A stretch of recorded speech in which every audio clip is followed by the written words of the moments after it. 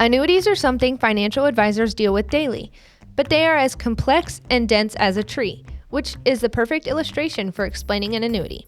If you're approaching retirement or want to become an advisor yourself, this is the video for you. Welcome to Market 101. I'm Ashton, and this is the annuity tree.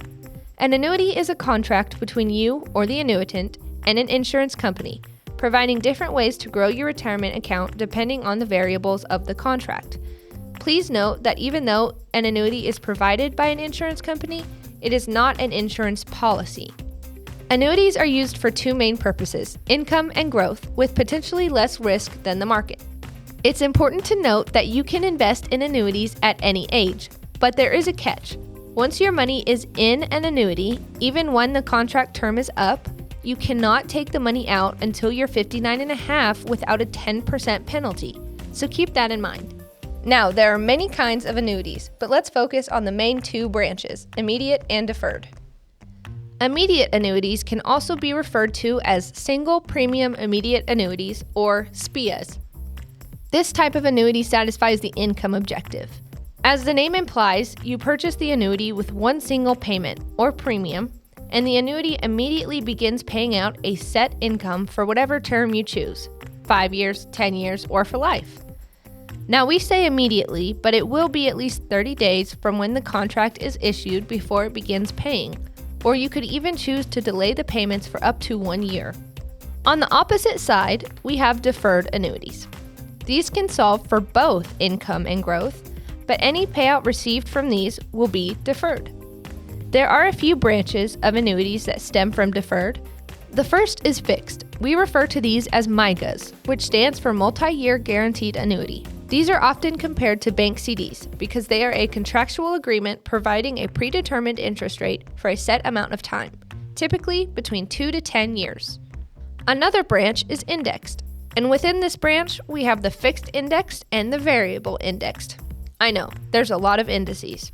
So, the indexed branch means that the annuity is indexed to a stock market index. The S&P 500 is an index, so is the NASDAQ, and the Dow Jones Industrial Average. If you have an indexed annuity, that means the value of the annuity is going to grow based on the corresponding index. Here's an example. Let's pretend it's 2005, and you buy a fixed index annuity for $1,000, and it's indexed to the S&P 500. When your contract is issued, there are a few specific factors: term length, cap rate, and issue date, or anniversary date.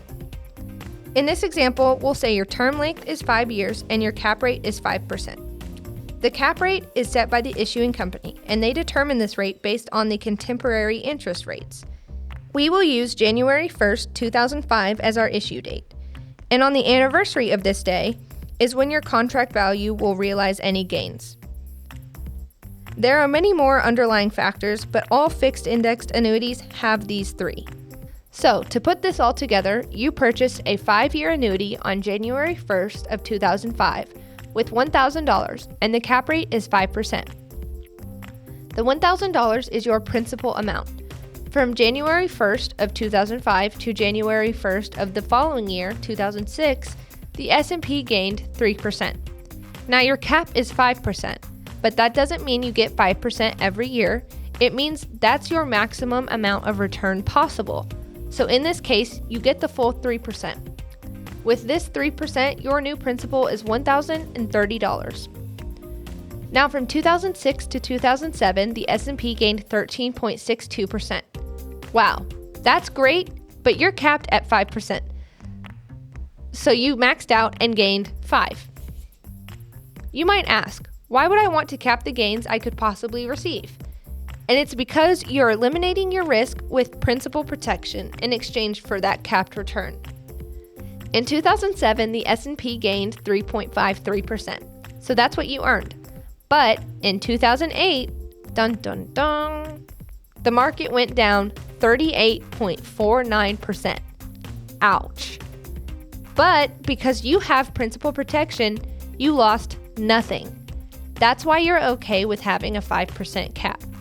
Wrapping up your 5-year contract, in 2009, the S&P gained 23.45%, so you earned 5%.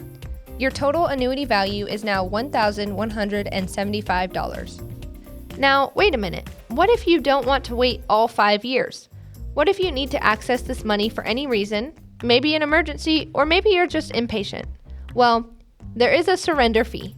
This is a percentage of your principal withheld by the company for breaking your contract. It will look something like this, a surrender schedule. Years and the corresponding percent withheld if you surrender your contract. This is using a 5-year term, but depending on the term length you chose, yours might look a little different. Now let's explore this branch. Variable annuities typically have no cap rate, but no principal protection, and they have high fees. So you're basically investing in the stock market, but paying the company those high fees to hold your contract. So if we use the same example as before with buying an annuity in 2005 for a term of 5 years, that means it would look something like this. Your $1,000 that you purchased the variable annuity with will go up and down in correspondence with the stock index it is tied to. Remember, there is no principal protection here, so in this case, when the S&P lost 38.49%, so did the value of your annuity. And when it gained 23.45%, you aren't capped like you are with a fixed indexed annuity, so you gained the full 23.45%. But by the end of your contract, the value of your annuity is now only $920. This calculation is not including any fees, so in reality, your total value would be even less, which means you would have lost money in this contract. So just like with investing in the stock market, you take on risk in hope for reward. Likewise, with a variable annuity, you are opening yourself up to risk for exchange of possible gains. If you're trying to figure out which kind of annuity sounds like the best deal, it all depends on your financial situation, your goals, and how you want to navigate taxes. But I could keep talking about all the many limbs of the annuity tree until I'm blue in the face. So let us know in the comments what complex financial topics we should tackle next.